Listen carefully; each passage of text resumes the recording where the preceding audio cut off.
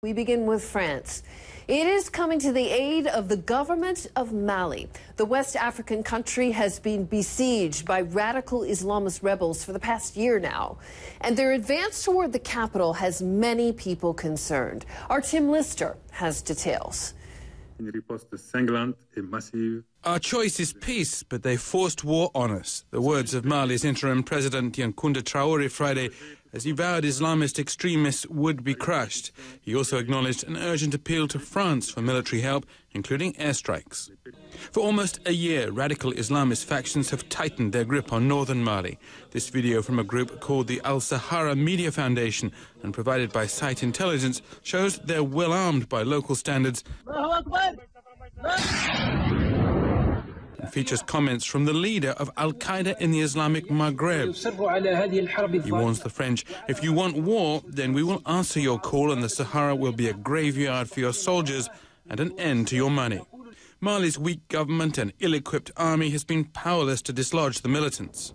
The power in Bamako is a very weak power. Who is leading? I mean, the military people or the civilian, I don't know. Since last March, Mali's been split into two halves. The north, rich in uranium, the size of France, beyond government control, in the hands of Tuareg separatists and Islamist groups.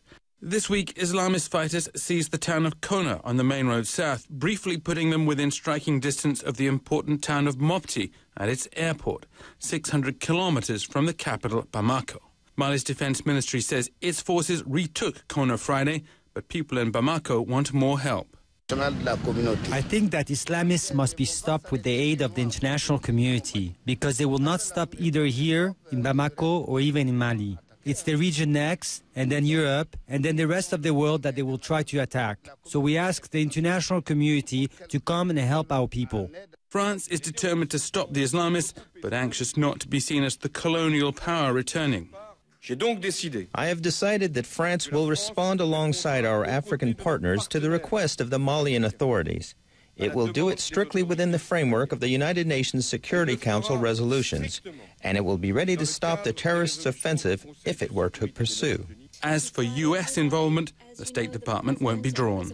The government of Mali has asked for support from France. Our understanding is that France is going to move forward with that. I'm not going to get into hypotheticals about what France might need or requests that haven't yet come to us. There's been growing alarm internationally that Mali is becoming a new space for Al-Qaeda. The black flag of jihad flies in the historic city of Timbuktu, where Islamist extremists have destroyed tombs, introduced amputations as punishments, and forced women to wear the veil. This is a world problem to face extremism and killers. And remember what they did in the northern part in destroying all the arts from centuries and millenniums there. So they are barbarian people. More than 350,000 Malians have been displaced by the fighting over the past year in what's already one of the poorest countries in the world. Despite the French intervention, few observers expect their suffering to be eased or any quick victories to be won.